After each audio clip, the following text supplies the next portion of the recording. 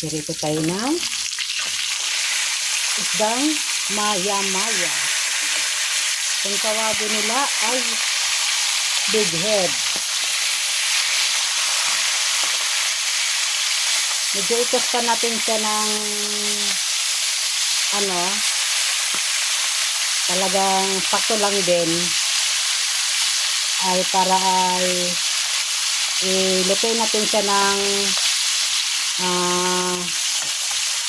miso. Yan. Sa miso. Yung miso guys, yung tinatawag ng mino na miso. Ewan ko ba kung bakit miso ang tawag nila dyan na pinasabawan. Sinigang sa miso. So pagkatapos naman yan, maggisa muna tayo before maluto yan.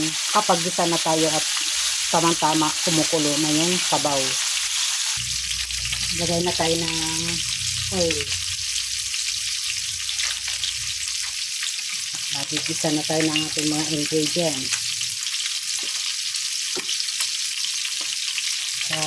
So mainit na yung ating mantika.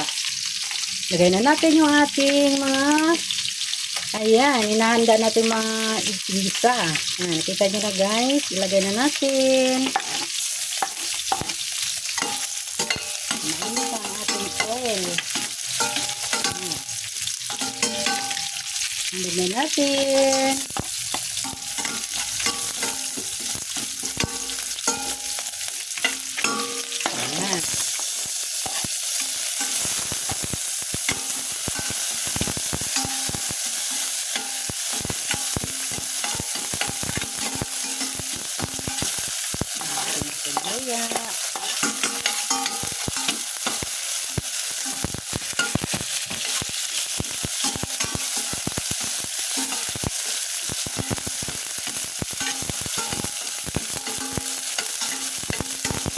Sabawan.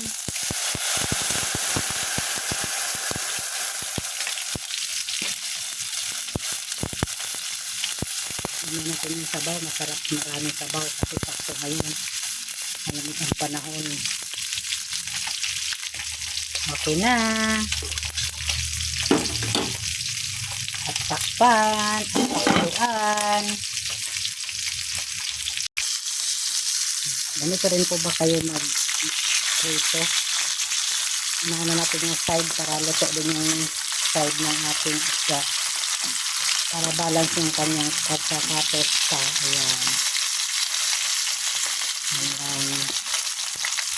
Ayan ang ihalo natin sa ating pinakulo ang sabaw. Ayan. Kumukulo na siya. So, ilagay na natin yung ating ito muna ang ilagay natin guys. Ito matigas. Yan. Ang tangkay ng mustasa. Sabay na rin natin yung ating siling haba. Ayan. Kasi matigas yan. Unahin natin yan. Maglalagay na rin tayo ng ayan, pamintang durog. Sumunod yung ating ayan. Okay. Sinigang sa iso. Kalahati lang siguro dahil ano na to, maasim pag marami. Yung saktuhan lang. Tapos maglalagay na rin tayo ng asin. Yan, asin.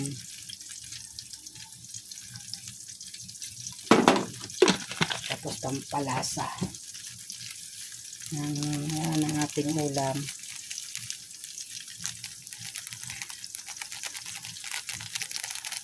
Okay. Tapos ilalagay na rin natin yung ating guys, yung ating piniritong isda. Yan. Yan. Ayan. Sarap dyan. Sunod na rin natin yung mga dahon ng ating mustasa.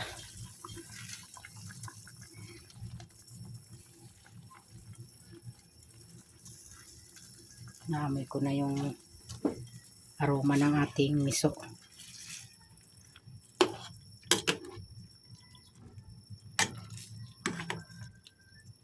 sarap ng ating ulam ngayon. Sakto. Sa malamig na panahon. Charis. Sarap-sarap. Tapos, pakuluan muna natin siya. Takpan natin para mas maganda. So, yan. Kumukulo na. Parang ikaw lang. Kumukulo ang galit mo sa galit. Charis. Joke lang, guys. Ayan. Wow. Sarap. Tikman natin. Parang ikaw lang. Tikim-tikim. Nanawa. Iwanan. Charis.